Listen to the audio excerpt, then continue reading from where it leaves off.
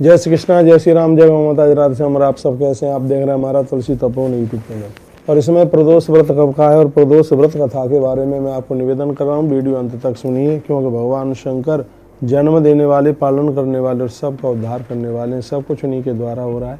वही विधाता ब्रह्मा से जन्म देने का काम और भगवान विष्णु से पालन का काम, रुद्र से वही संसार उद्धार का काम करा रहे हैं। ऐसे भगवान शंकर की पूजा प्रदोष वाले दिन आप जरूर कीजिएगा। मरणमयम चै विपेन्द्रा विप्रपत्यस्तथैव च चांदनम च मयो नागा प्रवाल्य ये में आदरात। कहते हैं कि जहाँ नाग भी पूजा कर रहे हैं, लक्ष्मी स्फटिकम देवी, स्वयं माता लक्ष्मी स्फटिक के शिवलिंग की पूजा कर रही है। शिवलिंगम च ब्रह्माणी रत्न पूजयते ध्रुवम पारदम पार्थिवम बाण। ब्राह्मण लोग पार्थिव पूजा कर रहे हैं। कहते हैं विश्वकर्मा था सम्भव कल्पित्वा स्वानि च। विश्वकर्मा जी ने विविध प्रकार के शिवलिंग बना करके जगत कल्याण के लिए बड़ा अद्भुत कार्य किया है। हमें और आपको यूँ तो प्रत्येक दिन ही भगवान महादेव की पूजा करनी चाहिए, लेकिन विशेष रूप से जिस दिन आप प्रदोष का व्रत कर रहे हैं उस दिन तो यह भगवत बंधन और भगवान का पूजन होना ही चाहिए, भगवान की पूजा करनी चाहिए। कहते हैं कि जन्म पत्री के ग्रह बदल जाते हैं प्रदोष की पूजा करने से। कहते हैं कि भगवान महादेव उनके ऋणी हो जाते हैं जो प्रदोष पूजा करते हैं। और अब के बार प्रदोष इसलिए भी अद्भुत है क्योंकि सोमवार को यह प्रदोष पड़ रहा है। सोमवार के दिन जिस दिन प्रदोष पड़ता है और उस दिन की महिमा अपने आप में बहुत ज़्यादा होती है, बहुत अद्भुत होती है। रविवार को प्रदोष पड़ने से सम्मान, सोमवार को इष्ट दर्शन, मंगलवार को ऋण मुक्ति, बुधवार को माता पिता के चरणों की सेवा, राजनीति क्षेत्र में उन्नति करना, गुरुवार को विद्या प्राप्ति, शुक्रवार को लक्ष्मी प्राप्ति और शनिवार को वंश वृद्धि। ये प्रदोष के लिए 7 दिन अपने आप में बहुत ज़्यादा विशेष है। तो यह प्रदोष 3 तारीख को है, सोमवार है उस दिन। और पूजा के टाइमिंग से शाम को 5:30 बजे से लेकर 8:15 बजे तक है। इतने टाइम में आप अन्न वगैरह बिल्कुल भी मत खाइए। नियम विधि के साथ में प्रदोष पूजन और व्रत करें। कहते हैं कि तिल चढ़ाना, जल चढ़ाना, गंगा जल चढ़ाना, बेलपत्र और शमी पत्र और पान का पत्ता और बेर महादेव के ऊपर चढ़ाने से भगवान सर्व प्रकार का वैभव दे देते हैं। किसी भी चीज़ की बिल्कुल कमी नहीं रहने देते। हो सके तो यह आप जरूर कीजिएगा। दिया जरूर जलाएं, चौमुखा दिया जलाइए, सिंगल दिया जलाइए, क्योंकि बिना दीपक के कोई भी पूजा पूरी मानी नहीं जाती। आइए इसके लिए मैं प्रदोष व्रत कथा के बारे में मैं भी आपको बता दूं। पुरा कदाचिदं योगींद्र विष्णु विषधरासनान सस्वा पर्याभूता स्वान गैरप समृता। बात उस समय की थी, बहुत प्राचीन काल में विधाता ब्रह्मा एक बार भगवान नारायण के यहाँ पर पहुँचे।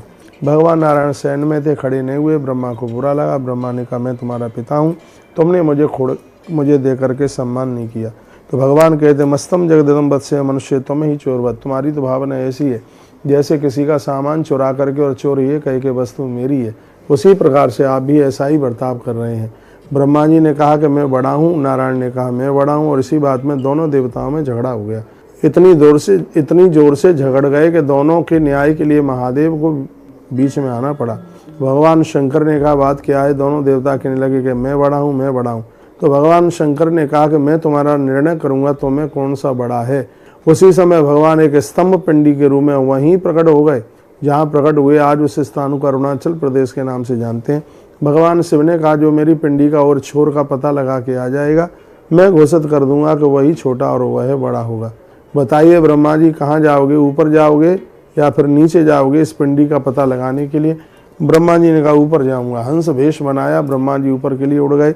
नारायण ने 12 वेश बनाया और वह नीचे रसातल के लिए चले गए। हजारों वर्ष व्यतीत हो गए, ना ब्रह्मा पता लगा पाए ना भगवान नारायण।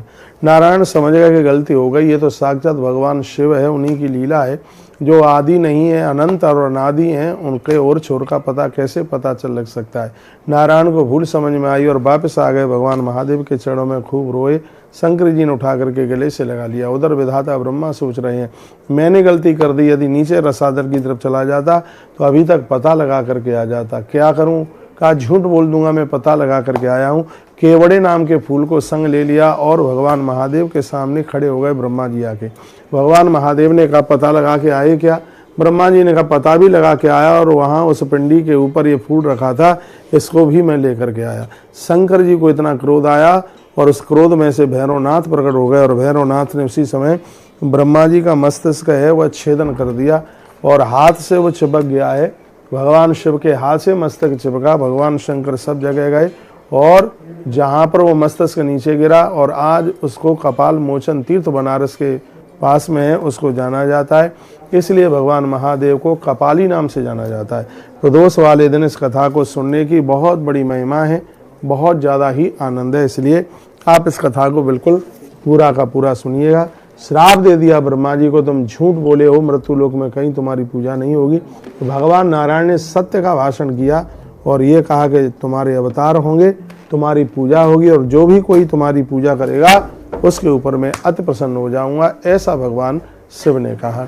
झूठ मिथ्या भाषण ब्रह्मा जी ने किया, उसके परिणाम श्री ब्रह्मा जी को भोगने पड़े। तो हमने आपको प्रदोष वाले दिन कुछ प्रदोष की कथा आपको सुनाई है। जो इस कथा को सुनते हैं भगवान शंकर उनके ऊपर अति प्रसन्न हो जाते हैं। पंचामृत से भगवान का पूजन कीजिए, वंदन प्रणाम कीजिए, समी की पत्तियां चढ़ाइए, पान का जोड़ा चढ़ाइए भगवान के ऊपर और रस खीर गन्ने के रस की खीर का भोग लगाइए। बहुत आनंद। पूजा के टाइमिंग्स इसमें बताइए। पूजा के टाइमिंग्सों के साथ साथ आपको प्रदोष व्रत कथा सुनाई और आपने सुना। निश्चित रूप से ये कथा हमारा और आपका कल्याण करेगी, इसमें किसी भी प्रकार का बिल्कुल कोई संशय नहीं है। कागयति देवा प्राप्रीता सत्येन हरहि परम ददौ स्वाम्यात्मर्थम देव संगे च पश्यति। जो इस कथा को सुनेंगे भगवान विष्णु और नारायण के चरित्र का, विधाता ब्रह्मा के चरित्र का गायन करेंगे, भगवान उनको सब कुछ दे देगा, किसी भी प्रकार की कोई कमी नहीं रहेगी। बहुत बहुत धन्यवाद है। इस प्रकार परमेश्वर ने विष्णु की सत्यनिष्ठा से प्रसन्न होकर देवताओं के सामने उन्हें अपनी समानता प्रदान की। ददौ साम्याप्त्यर्थम देव संगे च पश्यसि। तो यह अद्भुत कथा आपको प्रदोष की सुनाई। बहुत बहुत धन्यवाद। फिर कहूँगा 3 नवंबर को प्रदोष है। पूजा के टाइमिंग्स रात को 5:30 बजे से लेकर 8:15 बजे तक है। इसी समय में आप पूजा कीजिएगा, ठीक है। बहुत बहुत धन्यवाद वीडियो पूरा सुनने के लिए। कुछ अच्छा लगा है चैनल को लाइक करना और वीडियो को सब्सक्राइब करना, आप वीडियो को शेयर करना और चैनल को आप सब्सक्राइब करना, वीडियो को लाइक करना ना भूलें। बहुत बहुत धन्यवाद। हर हर महादेव, घर घर महादेव।